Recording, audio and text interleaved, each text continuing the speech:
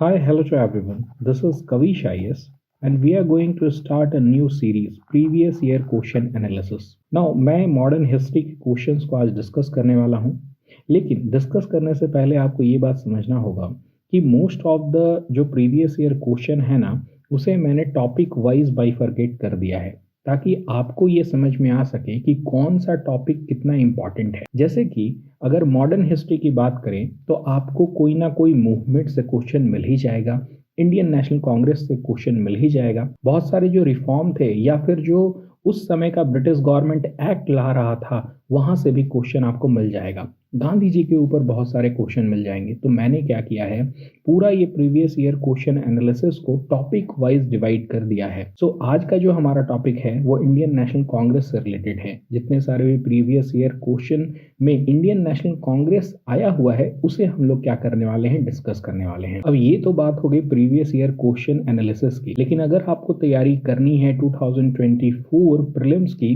तो आपको प्रीलिम्स का टेस्ट सीरीज भी लगाना होगा। आप स्क्रीन पे दिए गए नंबर पे कॉल कर सकते हैं और इसके ऊपर जानकारी ले सकते हैं। So let's begin our previous year question analysis. Now starting with the first question, you can see out here. पहला जो क्वेश्चन है वो इंडियन नेशनल कांग्रेस से रिलेटेड है।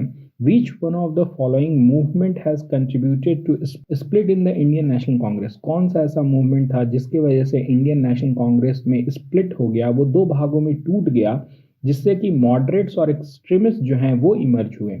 यानी कि इंडियन नेशनल कांग्रेस हमारे इतिहास में एक बार टूट चुका है और जो दो गुट उसमें से बाहर निकल के आए थे उसमें से एक थे मॉडरेट और दूसरे थे एक्सट्रीमिस्ट। आपको ये बताना है कि कौन सा वो मूवमेंट था जिसकी वजह से ये स्प्लिट हुआ था। ये प्रीवियस ईयर क्वेश्चन है यूपीएससी का। And the four options are Swadeshi movement, quit India movement, non cooperation movement या फिर civil disobedience movement. Take your time, आप यहाँ पर वीडियो को पॉज कर सकते हैं, अपना आंसर को कमेंट बॉक्स में डाल सकते हैं और मैं ऑफ कोर्स इस क्वेश्चन का एनालिसिस तो अभी करूंगा ही। इस क्वेश्चन का जो आंसर होगा वो है स्वदेशी मूवमेंट। देखिए, आपको समझना पड़ेगा कि 1885 का समय है। 1885 में इंडियन नेशनल कांग्रेस की स्थापना होती है। स्थापना करने वाले जो बुद्धिजीवी होते हैं वो एक तरह से मॉडरेट्स होते हैं। वो क्या करते थे, प्रेयर करते थे, पिटीशन करते थे ब्रिटिशर्स के सामने। उनका मेन उद्देश्य ये था कि ब्रिटिशर्स जो है ना वो अभी तक जो ग्रीवियांसेस हैं कॉमन पीपल के वो जानते नहीं हैं। अगर वो जान जाएंगे, हम लोग उन्हें वो बता सकते हैं कि क्या प्रॉब्लम जो हमारा इंडियन पीपल फेस कर रहा है, तो वो क्या करेंगे, रिफॉर्म करेंगे। पर जो हमारा यंगर जनरेशन था उस समय का, वो इन सब बातों से ऊब चुका था। और आते आते 1905 का जब समय आता है, जब 20 साल निकल जा रहे हैं आपके कांग्रेस की स्थापना को लेकर के और मॉडरेट्स के ऊपर पूरी तरह से यंगर जनरेशन का जो मोह है वो भंग हो चुका है, तब जाके कुछ ऐसे व्यक्ति उभर कर आते हैं जो कि पूरी तरह से विद्रोह कर देते हैं। उनमें लाल बाल पाल यानी कि लाला लाजपत राय, बाल गंगाधर तिलक और बिपिन चंद्र पाल जो हैं वो मुख्य हैं। ऑफ कोर्स अरबिंदो घोष भी उसी पार्टी का एक हिस्सा है। तो आपको ये समझना पड़ेगा कि ये जो मॉडरेट्स थे ना, वो क्या थे, ब्रिटिशर्स से प्रेयर और पिटीशन करते थे, और एक्सट्रीमिस्ट वो लोग थे जो कि मास मूवमेंट की बात करते थे। नाउ 1905 में कुछ ऐसा हुआ। क्या हुआ, 1905 में बंगाल का पार्टीशन कर दिया गया। बंगाल को दो पार्ट में डिवाइड कर दिया गया, जिसके विद्रोह में जो आपके एक्सट्रीमिस्ट, मैंने बताया ना, लाल बाल पाल आ गए और उन्होंने क्या किया, एक मूवमेंट स्टार्ट किया, स्वदेशी मूवमेंट। ये स्वदेशी मूवमेंट कारण बना जिसकी वजह से इंडियन नेशनल कांग्रेस दो भागों में बट गई, एक तो मॉडरेट्स और दूसरा एक्सट्रीमिस्ट। तो आपका आंसर ए होगा। जिसके भी आंसर ए हैं वो 2 मार्क्स ले लेंगे। Now moving toward the next question. In the next question you can see out here, consider the following statement. कुछ स्टेटमेंट दिए गए हैं। क्या है पहला statement, the first women president of Indian National Congress was Sarojini Naidu. The first Muslim president of Indian National Congress was Badruddin Tyabji. देखिए आप यहाँ पर कांग्रेस के प्रेसिडेंट के ऊपर बात हो रही है।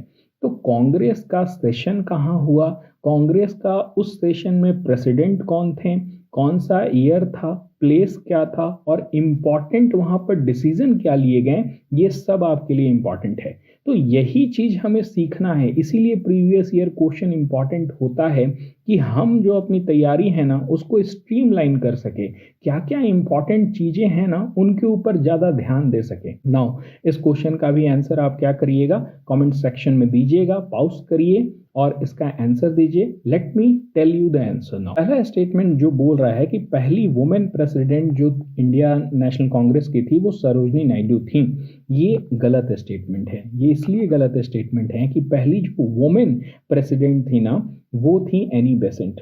एनी बेसेंट जो थी वो पहली क्या थी आपकी इंडियन नेशनल कांग्रेस की वुमेन प्रेसिडेंट थी, वेयर सरोजनी नायडू जो थी वो दूसरी थी, क्योंकि एनी बेसेंट पहले बन चुकी थी।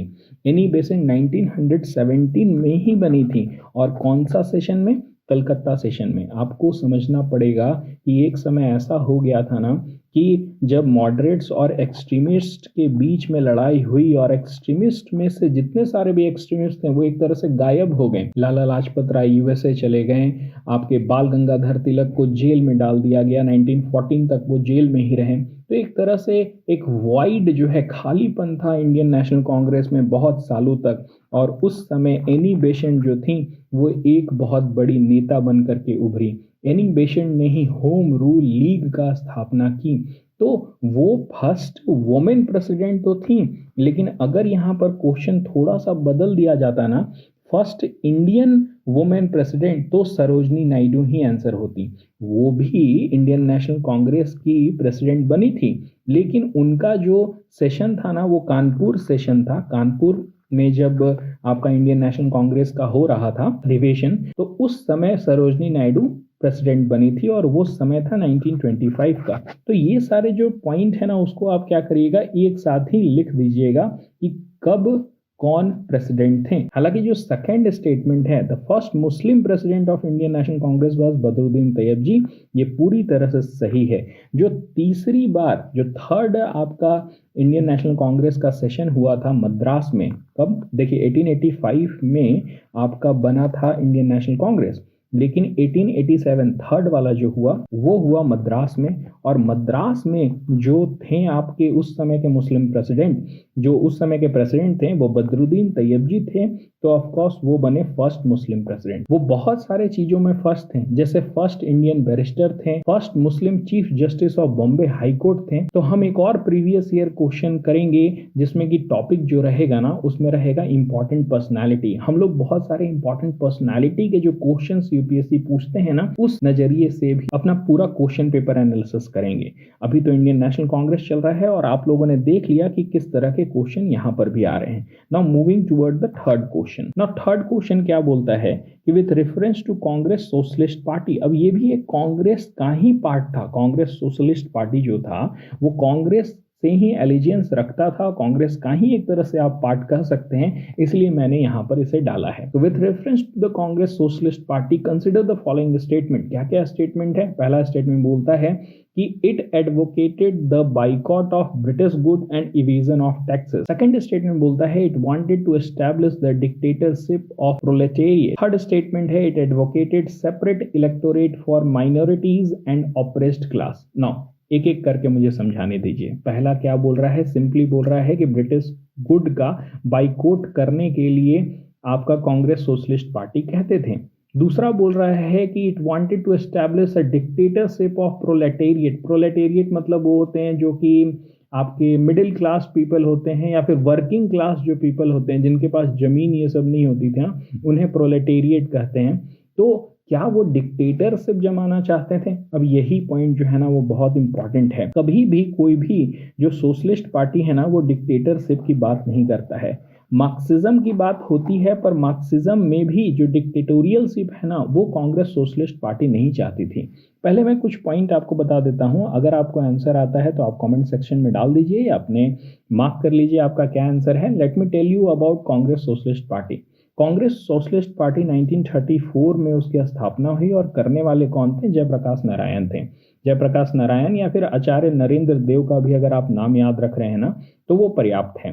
तो 1934 में इसकी स्थापना होती है और इनका जो सोच है ना वो मार्क्सिस्ट आइडिया से भी जुड़ा हुआ है, गांधीइज्म से भी जुड़ा हुआ है, लिबरल थॉट है, वो सामाजिक न्याय की बात करते हैं, सोशल डेमोक्रेसी की बात करते हैं और of course Indian National Congress के अधीन ही आप समझ सकते हैं उनका जो एलिजियंस है ना वो आईएनसी के लिए है। इनका गोल क्या था? इनका कोई गोल नहीं था कि वो तानाशाह लाना चाहते हैं, डिक्टेटरशिप जो है वो लाना चाहते हैं। तो पहले ही ये जो सेकंड पॉइंट है ना उसको मैं क्या कर दूंगा, एलिमिनेट कर दूंगा। अब चाहे तो 3 बचा या फिर डी बचा। जो थर्ड पॉइंट है उसको भी देख लेते हैं। It advocated separate electorate for minorities and oppressed class. जी नहीं, इन्होंने कभी भी इस तरह का गोल नहीं रखा। ये जरूर डिमांड करते थे, इनका डिमांड मैं आपको बता देता हूं कि क्या क्या था। ये चाहते थे कि पूंजीवादी हट जाए, मतलब कैपिटलिज्म जो है वो नहीं आना चाहिए। वो चाहते थे जमींदारी सिस्टम को हटा दिया जाए। वो चाहते थे जो राजे रजवाड़े हैं, प्रिंसली एस्टेट हैं, उन्हें हटा दिया जाए। लेकिन ये नहीं चाहते थे कि सेपरेट इलेक्टोरेट माइनॉरिटीज को दिया जाए या फिर ऑपरेस्ड क्लास को दिया जाए। तो ये जो थर्ड पॉइंट है ना वो भी कैंसिल हो गया। मैंने ए और सी पहले ही कर दिया था, थर्ड कर दिया, तो आंसर जो होगा वो डी होगा। None of the above is your correct answer. जिसने भी नन किया होगा उसका सही होगा। देखिए इस तरह के जो पार्टीज हैं ना उनके बारे में भी आपको समझना पड़ेगा। पार्टीज के ऊपर डायरेक्ट क्वेश्चन आते हैं, जैसे इंडियन नेशनल कांग्रेस के ऊपर आएगा, कांग्रेस सोशलिस्ट पार्टी के ऊपर आएगा, इवन कम्युनिस्ट पार्टी के ऊपर भी कुछ क्वेश्चन जो है वो पहले आ चुके हैं। सो इस पॉइंट को भी मार्क करिएगा। नाउ नेक्स्ट क्वेश्चन क्या है? What was the main reason for the split in Indian National Congress at Surat in 1907? अब देखिए फिर से एक क्वेश्चन आ गया सूरत स्प्लिट के ऊपर। अभी ही मैंने मॉडरेट और एक्सट्रीमिस्ट की बात की थी, तो आप ये देख सकते हैं कि सूरत वाला जो पॉइंट है ना वो क्या है, यूपीएससी के लिए इंपॉर्टेंट है। यूपीएससी थोड़ा सा बायस्ड है यहाँ पर। इंडियन नेशनल कांग्रेस में जब स्प्लिट हो रहा है तो वो क्वेश्चन पूछ रहा है, क्योंकि वहां पर ऑफ कोर्स एक बहुत ही बड़ा चेंज हमें देखने को मिला था। हमारे लोग खुद में ही लड़ करके क्या कर रहे थे, बट जा रहे थे, और इसका फायदा जो है वो पूरी तरह से ब्रिटिशर्स अपना रहे थे। तो ये जो पार्ट है हिस्ट्री का वो यूपीएससी को पसंद है, इसलिए मेरे 5 ही क्वेश्चन में 2 क्वेश्चन वो आ गए हैं। You can see out here the options as well. पहला ऑप्शन क्या करता है? Introduction of communalism into Indian politics by Lord Minto. देखिए मॉर्ले मिंटो रिफॉर्म जब आया था ना तो कम्युनलिज्म तो उसने फैलाया था, क्योंकि उसमें क्या किया गया था, सेपरेट इलेक्टोरेट्स दे दिए गए थे, ठीक है। लेकिन क्या वो 1907 में आया था ये जरूरी है? मॉर्ले मिंटो रिफॉर्म जो है वो 1909 का है ना। मैं एक्सप्लेन करने लग गया, लेकिन आप अपना आंसर पहले दे दीजिए पॉज करके। सेकंड जो ऑप्शन है वो क्या है? Extremist lack of faith in the capacity of moderate to negotiate with the British government. Second point बोल रहा है कि एक्सट्रीमिस्ट ये समझते थे lack of faith in the capacity of moderates, मतलब मॉडरेट्स जो है ना उनमें उतनी कैपेसिटी नहीं थी कि वो ब्रिटिश गवर्नमेंट के साथ नेगोशिएट कर ले। वो क्या कर रहे थे? सिर्फ प्रेयर और पिटीशन कर रहे थे। ये सेकंड स्टेटमेंट बोल रहा है। थर्ड स्टेटमेंट बोल रहा है foundation of Muslim league. Muslim league की स्थापना होने से कांग्रेस में स्प्लिट हो गया। और डी बोल रहा है Aurobindo Ghosh inability to be elected as the president of Indian National Congress. Now अब ये बहुत ही ज्यादा थोड़ा सा 2 ऐसा स्टेटमेंट है जिसमें आप क्या कर सकते हैं, कंफ्यूज कर सकते हैं। कौन कौन सी बात मैं कर रहा हूं? एक तो डी, देखिए जो सूरत स्प्लिट हुआ ना उसमें ये बात तो जरूर चल रही थी कि एक्सट्रीमिस्टों का ये कहना था, 2 डिमांड एक्सट्रीमिस्टों की थी। जो लाल बाल पाल और अरविंदो घोष थे ना उनका 2 डिमांड था। पहला डिमांड था कि स्वराज्य का डिक्लेरेशन किया जाए, और दूसरा जो डिमांड था वो ये था लाला लाजपत राय को क्या किया जाए, प्रेसिडेंट बनाया जाए। लेकिन हुआ क्या, रास बिहारी घोष को 1907 में क्या कर दिया गया, कांग्रेस का प्रेसिडेंट बना दिया गया, जिसकी वजह से क्या हुआ, थोड़ा सा फाइट भी हमें देखने को मिला। उस समय बहुत सारे जूते चप्पल भी चले थे। जो सूरत सेशन हुआ था ना 1907 में, क्योंकि सूरत में था, बॉम्बे प्रेसिडेंसी के अंदर आता है। रूल ये कहता है कि वहां पर आपके बाल गंगाधर तिलक नहीं बन सकते हैं, लेकिन लाला लाजपत राय तो बन ही सकते थे क्योंकि वो पंजाब की तरफ से आते थे। लेकिन उनको भी क्या किया गया, जब नहीं बनने दिया गया और रास बिहारी घोष को बना दिया गया तो फाइट जो है वो थोड़ा सा ज्यादा बढ़ गया। मारपीट भी हुआ 1907 का सूरत में, और उसका रिजल्ट क्या हुआ कि कांग्रेस के 2 टुकड़े हो गए, मॉडरेट्स और एक्सट्रीमिस्ट में वो बट गया। तो यहाँ पर जो डी स्टेटमेंट है ना मैं उसको समझा रहा था कि डी जो है वो गलत हो गया। अरबिंदो घोष के लिए नहीं लड़ाई हुई थी, वो लाला लाजपत राय के लिए लड़ाई हुई थी। फाउंडेशन ऑफ मुस्लिम लीग का कोई लेना देना नहीं है कि मुस्लिम लीग बनेगा तो इंडियन नेशनल कांग्रेस टूट जाएगा, ऐसा तो हो नहीं सकता है। और नेक्स्ट जो बी है ना, वो आपका करेक्ट आंसर है। बी इसलिए करेक्ट आंसर है क्योंकि ऑफ कोर्स एक्सट्रीमिस्टों को ये लगता था कि मॉडरेट में वो कैपेसिटी ही नहीं है कि ब्रिटिश गवर्नमेंट से अपनी बात मनवा लें। जो एक्सट्रीमिस्ट थे ना, अब उन्हें समझ में आ गया था कि सिर्फ और सिर्फ मास पार्टिसिपेशन, ये बात याद रखिएगा, यही चीज गांधी जी ने भी यूज किया, मास पार्टिसिपेशन। जो लोगों के ऊपर भरोसा था ना, वो बाल गंगाधर तिलक ने बता दिया था। बाल गंगाधर तिलक ने क्या किया था, बहुत सारे ऐसे जैसे गणपति फेस्टिवल कराते थे, वो जो गैदरिंग कराते थे ना, जो भीड़ जुटती थी, उन्हें वो समझ में आ गया था कि अगर ब्रिटिशर्स से लड़ना है तो मास मूवमेंट होना बहुत जरूरी है। और यही चीज आगे चल करके गांधी जी ने भी अपनाया और उन्हें क्या मिला, सक्सेस मिला। Now moving toward my fifth question and the last question, वो है 1929 में जो सेशन हुआ था। अब देखिए सेशन के ऊपर डायरेक्ट क्वेश्चन है ना, तो इस तरह के मल्टीपल क्वेश्चन आपको मिल जाएंगे। यूपीएससी इस तरह के क्वेश्चन पूछता है। तो 1929 में जो सेशन हुआ था इंडियन नेशनल कांग्रेस का is of significance in the history of the freedom movement because क्यों 1929 का जो सेशन है वो इतना इंपॉर्टेंट है। जो पहला स्टेटमेंट है वो बोल रहा है attainment of self government was declared as the objective of the Congress. तो अपना पहले आंसर कर दीजिए क्योंकि मैं अभी एक्सप्लेन करने वाला हूं। Attainment of the self government की बात की जा रही है। कांग्रेस ने कहा था कि मुझे क्या चाहिए, सेल्फ गवर्नमेंट चाहिए। क्या ये सही है?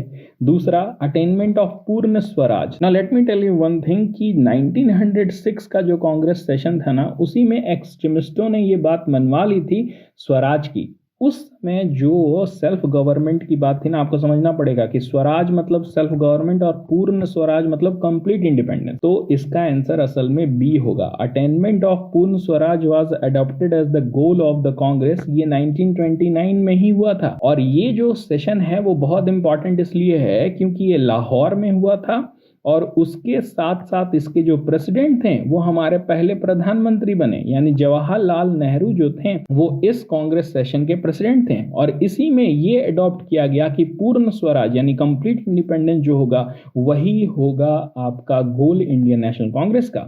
नन कॉपरेशन मूवमेंट लॉन्च इसलिए नहीं हुआ क्योंकि वो तो 1919 की बात है। उससे पहले की जो आप 1919-20 की बात है, उससे पहले रौलत एक्ट आ जाएगा, जालियांवाला बाग मैसेकर आ जाएगा। तो उस समय का समय है, ये 10 साल पुरानी बात है नन कॉपरेशन मूवमेंट, तो ये नहीं होगा।